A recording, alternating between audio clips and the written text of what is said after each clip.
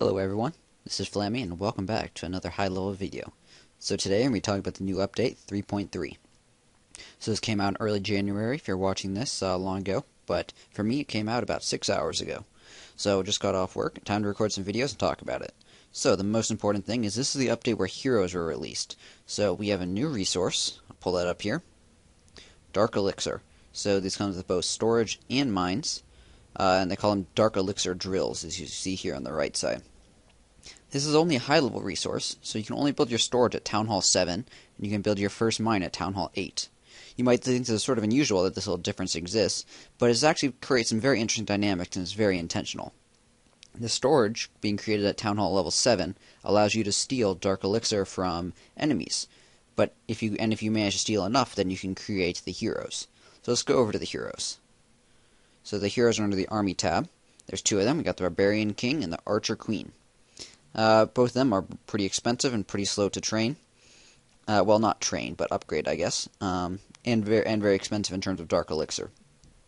If you get a level 1 Dark Elixir drill and start collecting to try to get this 10,000, it takes over 20 days to get enough to afford it.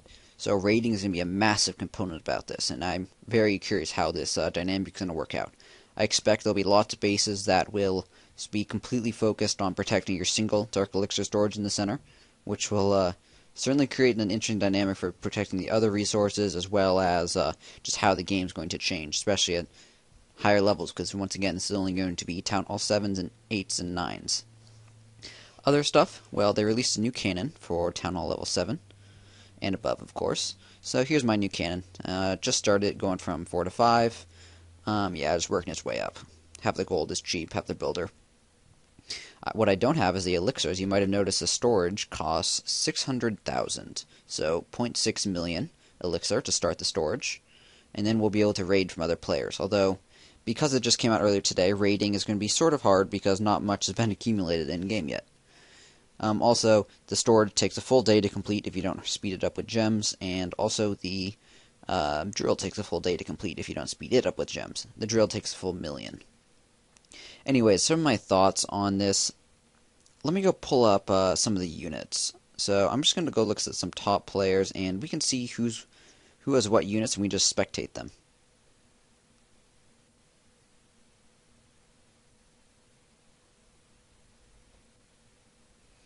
Okay, so we're just looking at one of the top ranked in terms of trophy bases currently. As you can see, we can have both the Barbarian King and the Archer Queen walking around.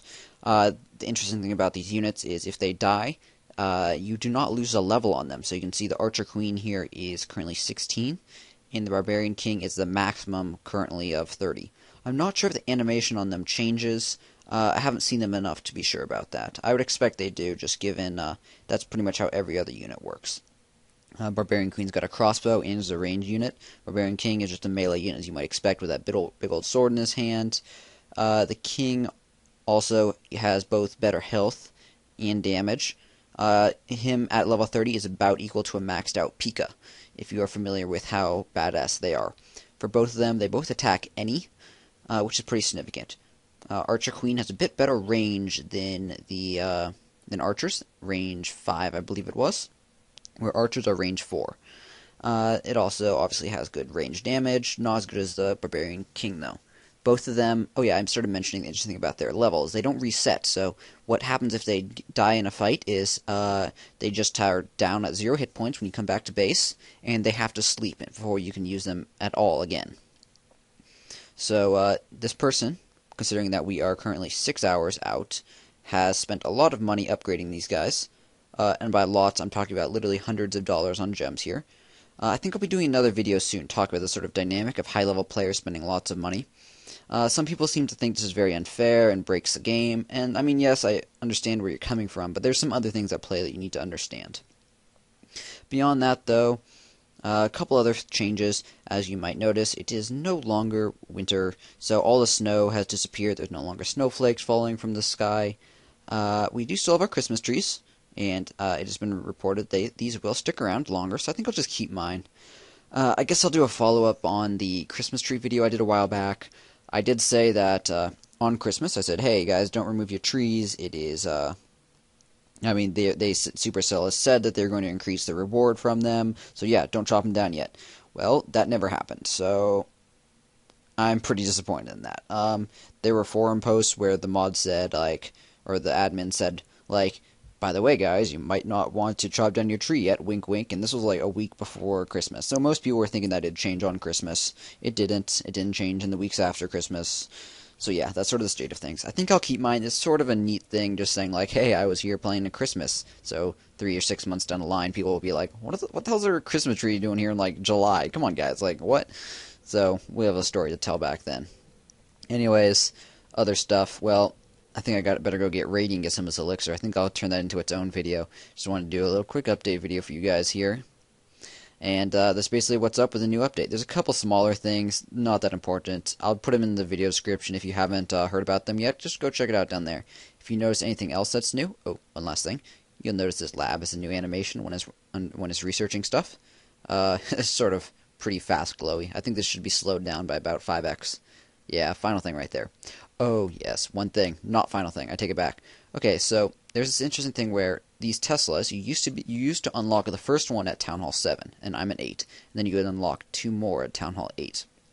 Well, they've changed this to you now unlock 2 at Town Hall 7 and unlock the 3rd at Town Hall 8.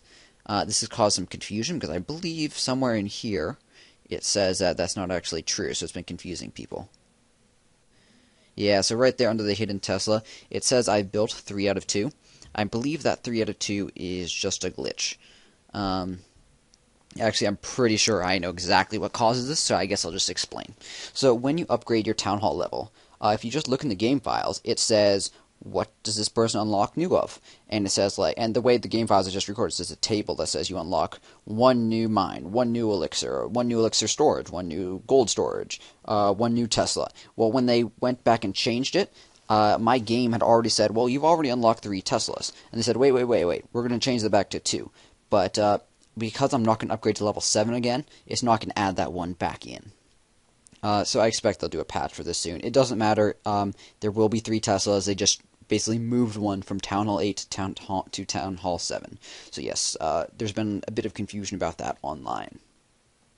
Beyond that, the only big update was their new level walls, so 8 is no longer the maximum. As you can see here, this is a level 9 wall, which costs a full 1 million. There's also a level 10 wall, which costs 3 million. That is a whole ton of resources. I will be talking more about how much that actually costs in the gem video I just mentioned, and I'll be getting to that shortly, so that should be up soon, guys. Anyways, hope you guys are excited for this patch. It's going to take a while for us to get some of this stuff unlocked, because as you can see, it's going to take a while to get that 10,000 Dark Elixir.